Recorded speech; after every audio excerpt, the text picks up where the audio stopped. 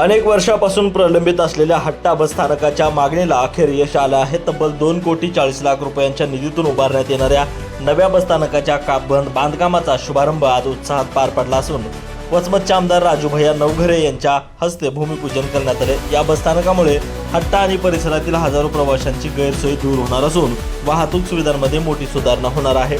बसस्थानकासाठी नागरिकांनी अनेक वर्ष आंदोलने केली होती. अखेर या मागणीला मंजुरी मिळाल्याने परिसरामध्ये समाधानाचं वातावरण असून नागरिकांनी या विकास कामाचे स्वागत केले. जाकीर पठाण, एकमत डिजिटल, पूर्णा. आपण या बसस्थानकासाठी जवळपास 2,40,00,000 रुपयाचा निधी उपलब्ध केलाय. त्या बसस्थानकाचे वैशिष्ट्य म्हणजे त्याचे 4 प्लॅटफॉर्मचं आपलं इमारत होणार आहे. एक कॅन्टीन, एक प्रसाधनगृह आणि हिरकणी कक्ष महिलांसाठी इथं उपलब्ध होणार आहे. मागच्या 30-40 वर्षापासून किरण सेठ, आपण हा प्रश्न आपल्या गावासाठी अत्यंत महत्वाचा होता आणि आज कोणी कोणाला गिलासभर पाणी देईना. त्या काळामध्ये तुमच्या आजोबानं, आपले एनडी भैया असतील, रविराज भैया असतील, आपला प्रवीण हसन यांच्या आजोबानं त्या काळामध्ये गावाच्या विकासासाठी, कारण माणसं कसे होते पुष्पक भैया बघा, मागच्या काळामध्ये की आपल्या गावाचा विकास झाला पाहिजे एवढी मोठा दृष्टिकोन त्यांच्याकडे होता आणि त्या माध्यमातून एवढी मोठी जमीन, जी जमीन रोडवर असलेली आपल्या गावाच्या विकासासाठी दान केली. मी म्हणतो की राजू नवघरेनं येऊन फक्त तिथं सभागृहामध्ये 2-4 वेळेस बोलला, 40-1 वेळेस पत्र दिलं, पण ज्यांनी जमीन दिली त्याच्यासाठी आपण महाराज साहेब टाळ्याच्या गजरामध्ये त्यांचं स्वागत केलं पाहिजे आणि त्यांच्या कुटुंबियाचं अभिनंदन केलं पाहिजे.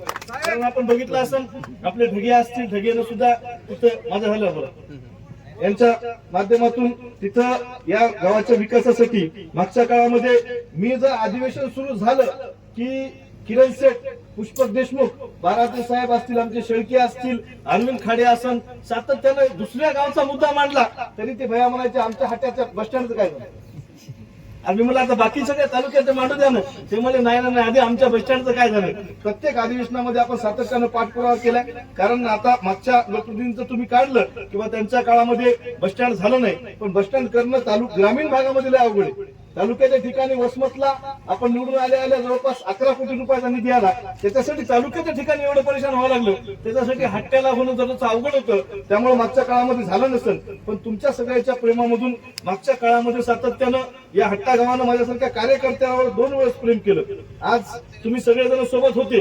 काही जण विरोधी पक्षात असतील, एनडी भैयानं सांगितलं, पण विरोधी पक्षात असले तरी रविराज भैया सोबत होतेच ना, कारण बाकी सगळे होते. तुम्ही सगळेजणांनी प्रेम करणारे माणसं माझ्यासारख्या कार्यकर्त्यावर 2 वेळेस विश्वास ठेवून या हट्टा आणि हट्टा सर्कल मधून, पंचकृषी मधून तुमच्या याच्यातलं एकही गाव कधीच मायनस राहिलं नाही. प्रचंड मोठ्या प्रमाणावर प्रेम देण्याचं काम या हट्टा विभागातून केलेलं आहे. मग माझ्यासारख्याचं सुद्धा काम आहे की आपल्या या विभागातील जे काही प्रश्न आहेत, या विभागामधील तुम्ही बघितलं असेल की हट्ट्याचं, आपलं 0 फाट्याचं महत्व वाढायच्या अगोदर आपल्या हट्ट्याचं महत्व होतं. आपला या तिन्ही जिल्ह्याचं सेंटर प्लेस हट्टा होता आणि ते गतवैभव प्राप्त करून देण्यासाठी मार्केट कमिटीच्या माध्यमातून असेल, या बस स्टँडच्या माध्यमातून असेल, आपल्या तिन्ही बॅरेजेस आता या विभागामध्ये व्हायला. त्यामध्ये हट्टा सर्कल मधलं पिंपळगाव कुटेमध्ये आपण आता मामाचं आहे तर 200 कोटी रुपयाचा बॅरेज आपण या सर्कल मध्ये करतोय. त्याच्यानंतर आपलं या सर्कल मधून थोडं पुढे गेले की परळी असेल, कोटा असेल, या विभागामध्ये पुढच्या काळामध्ये हरभरीवर, सोयाबीनवर राहणार नाहीत.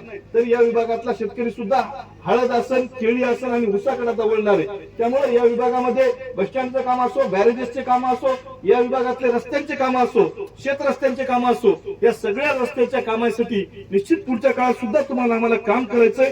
आज 2,40,00,000 रुपये आपण केले. तुषार खोपसे नावाचे आपले कॉन्ट्रॅक्टर आहेत, इंजिनियर आता आलेले, पण पुढच्या काळामध्ये अजून 2 कोटी रुपये निधी या बस स्टँडसाठी वाढवून घेण्यासाठी आपण प्रयत्न करतोय. 4-5 कोटी रुपयाचं सुसज्ज असं जर बस स्टँड झालं तर या विभागातील शेतकरी असतील, शेतमजूर असतील, या विभागातलं सामान्य माणूस असेल, विद्यार्थी असतील, यांना कोणीही अपघाताला तिथं पुढे जाण्याचं काम पडणार नाही. या विभागातील सगळ्या सामान्य माणसाची अडचण या बस स्टँडच्या पाठीमागून झालेलं आहे. त्यामुळे हट्ट्याचं झालं. मग लगेच विनोदराव म्हणले आम्ही मार्केट कमिटीच्या जागेच्या संदर्भात बघायला जोळा बाजारला झालं तर बोलाय. मग आमचे सभापती सचिनराव आहेत, ते म्हणले आमच्या मागच्या काळामध्ये, जुन्या काळामध्ये निजामकालीन आमच्या इथं बस स्टँड होतं म्हणले चौंडी स्टेशनला, ते लवकर करा भैया. त्यामुळे हट्ट्याचं झाल्यामुळे आता जास्त काम लागलं मला तिथे. त्यामुळे तरी एम एम साहेब अगले इसमें इसको 2 कोटी बढ़ा के देंगे आणि वसमत मध्ये 5,000च्या व 7,000च्या वरी ज्या ज्या ठिकाणी लोकसंख्या आहे, जवळा बाजार सारखं ठिकाण असेल, कुरुंदा असेल, गिरगाव असेल, सोंडी आंबा असेल, ज्या ज्या ठिकाणी 5,000च्या वरची लोकसंख्या आहे त्या सगळ्या ठिकाणी बसस्थानक झाले पाहिजे. या विभागातील एज्युकेशन वाढलं पाहिजे. या विभागातील तरुणांसाठी आपण 50 एकर मध्ये आता 50-55 एकर जागा कमी होती, भागलपाडीला आपण MIDC करतोय. जे जे काही प्रश्न आहेत या प्रश्नाचा उकल म्हणून मी तुमच्या सोबत राहणार आहे. राष्ट्रवादी काँग्रेस पक्षाचा म्हणून आमदार म्हणून नाही तर तुमच्या कुटुंबातील लहान भाऊ म्हणून तुमच्या सोबत राहून या विभागातील विकास कामं करण्याचा प्रयत्न भविष्यामध्ये करतील. आम्हाला एनडी भाई तुम्ही म्हणले की बाबा वेगवेगळ्या पक्ष संघटनेमध्ये आपण काम करतो, आम्हाला इथे राष्ट्रवादी, शिवसेना, भाजप याच्या पलीकडे जाऊन प्रेमाचं नातं कळते आणि सगळ्या सोबत त्याच्याच पद्धतीने वागून या विभागातील विकास झाला पाहिजे. कारण तुम्ही बघितलं असेल, सरपंच जर व्हायचं असलं तर अरविंद खाडे आमचे हे आहेत आपले हातागळे, कुठे दीपक हातागळे, या निवडणुकीला सरपंच व्हायचं असलं त्याला तर एवढी अग्नी परीक्षा द्यावी लागती की विषयच नाही. मला तर मग आता 4 लाख लोकांतून आमदार केले तर मला भेदभाव कसा करता येईल? मी सुद्धा त्याच पद्धतीनं सगळ्या जाती धर्माचे वेगवेगळे प्रश्न आहेत त्या प्रश्नाच्या संदर्भामध्ये असेल. या विभागामधून जो शक्तीपीठ चाललाय, पुष्पक भाऊ तुम्ही म्हणले, पण तुमच्या सोबत असलेले लोक चुकीच्या पद्धतीनं मांडणी करतात. आपण इतकं जीव तोडून तिथं लोकांसाठी तिथं सभागृहामध्ये प्रश्न मांडतो आणि जे जे मी हातात घेतले ते आता पण पूर्ण करण्याचा प्रयत्न तुमच्या सगळ्याच्या आशीर्वादातून केलेला आहे. पण मागच्या काळामध्ये जे शेतकरी आता शक्तीपीठमुळे भूमिहीन व्हायले त्यांच्या विरोधात सुद्धा आपला लढाई, जे जे काही प्रश्न शेतकऱ्यांसंदर्भातले असू द्या, आपल्या तुमच्या आमच्या बहुजन समाजाबद्दलच्या असू द्या, या सगळ्या प्रश्न मिटवण्यासाठी सातत्यानं पाठपुरावा करण्याचा प्रयत्न मी पुढच्याही काळात करेल हा शब्द तुम्हाला देतो.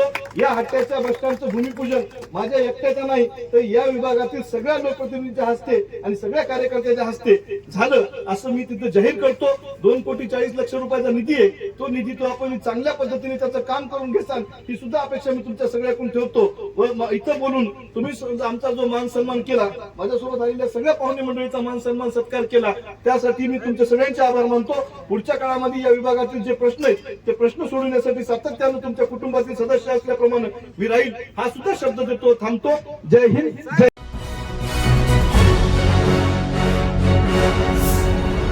Thanks for watching Ekmat Digital.